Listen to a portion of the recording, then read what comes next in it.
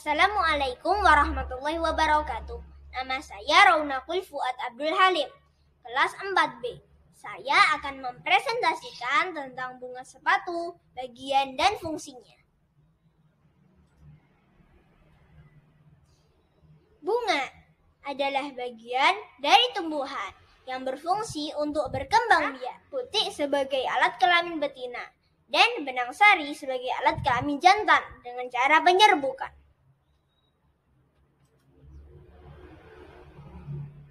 Bunga sepatu yang saya amati adalah Spider hibiscus atau Hibiscus schizopetalus. Dikenal juga sebagai Japanese lantern, bunga sepatu gantung, warawari gantung, bunga riripan.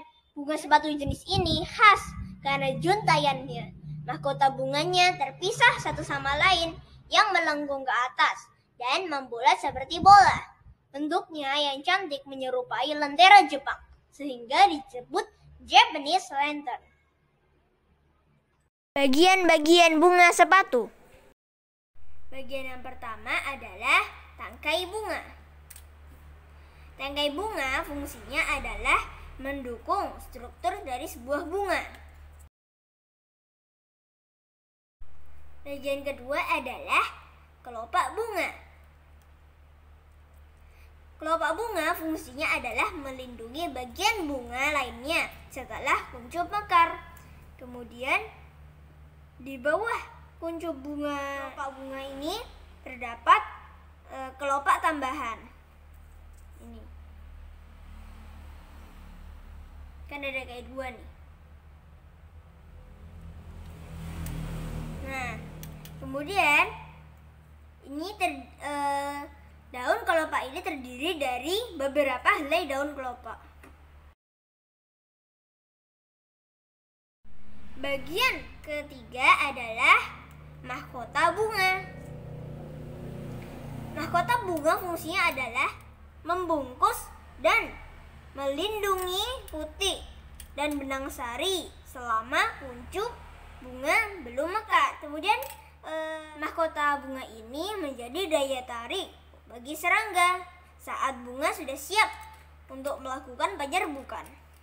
Mahkota bunga ini juga membentuk perhiasan untuk bunga tersebut. Bagian keempat adalah putik. Fungsi putik adalah alat perkembangbiakan betina. Putik ini terdiri dari kepala putik, ini kepala putik. Kemudian tangkai putik. Kemudian terdiri dari bakal buah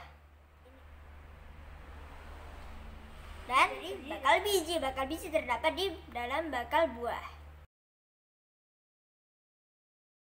Bagian kelima adalah benang sari. Fungsinya adalah alat berkembangbiakan jantan. Benang sari terdiri dari tangkai sari yang panjang ini.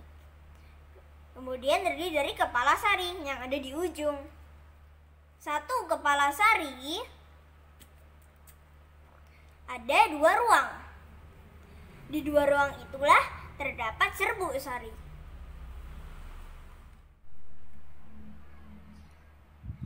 Bunga sepatu adalah bunga lengkap. Dari hasil pengamatan, saya menyimpulkan bahwa bunga sepatu termasuk bunga lengkap. Sebab bunga sepatu memiliki tangkai bunga, kelopak bunga, mahkota bunga, putik, dan benang sari, sehingga memenuhi syarat untuk disebut sebagai bunga lengkap. Bunga disebut sebagai bunga tidak lengkap jika bunga tidak memiliki salah satu bagian bunga. Berikutnya adalah wawancara. Saya akan mewawancarai ibu saya. Anda, aku punya dua pertanyaan. Apa fungsi dari bunga? Fungsi dari bunga adalah alat perkembangbiakan pada tumbuhan berbunga. Sebaliknya, bunga juga menyediakan makanan bagi serangga seperti lebah dan kupu-kupu. Kemudian pertanyaan kedua adalah, akankah Anda memetik bunga tanpa tujuan lalu membuangnya? Tentu saja tidak. Mengapa? Bunga juga bagian dari tumbuhan yang merupakan makhluk hidup. Saya lebih memilih membiarkan bunga berfungsi sebagaimana mestinya, kecuali kita bertujuan untuk mengambil manfaatnya. Misalnya, untuk dekorasi ruangan dengan bunga mawar, atau melati atau krisan. Tapi bisa juga diolah menjadi makanan seperti bunga pepaya, bunga turi, atau bisa juga untuk obat seperti bunga telang atau kumis kucing.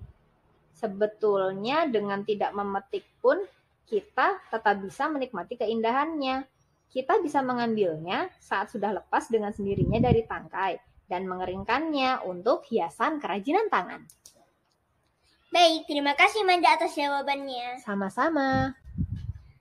Nah, jadi kesimpulan dari wawancara tersebut adalah bunga digunakan sebagai alat perkembangbiakan. Bunga juga menyediakan makanan bagi serangga. Bunga merupakan bagian dari tumbuhan yang merupakan makhluk hidup. Membiarkan bunga berfungsi sebagaimana mestinya itu lebih baik, kecuali jika untuk diambil manfaatnya. Kita bisa menikmati keindahannya tanpa perlu memetiknya. Bisa mengambil bunga saat bunga telah lepas dari tangkainya secara alami.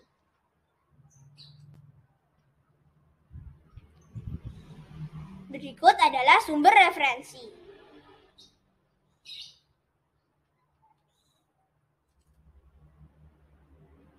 Demikian hasil presentasi saya tentang bunga sepatu bagian dan fungsinya.